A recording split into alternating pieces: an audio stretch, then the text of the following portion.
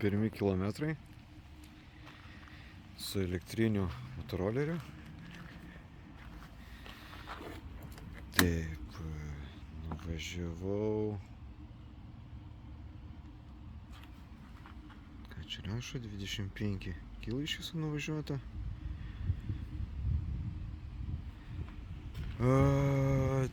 Taip. Po 25 km sustojimo vėl rodo, kad pilna baterija, nors važiuojant buvo nukritę iki 50%.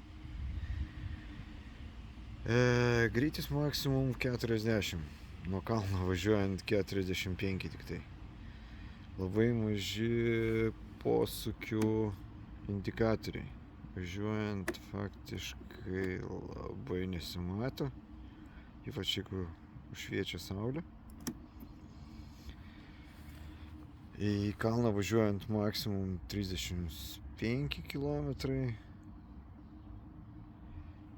Bet labai įdomi, kad dabar rodo, kad pilna baterijka. O daugiau kaip ir fainai. Tyliai važiuoja. Ir kas dar taip kliūna, kad ta sėdynė tokia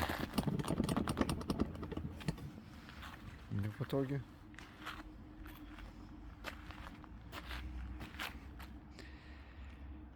Aišku, mano tai yra pirmieji kilometrai, tai nežinau daugiau,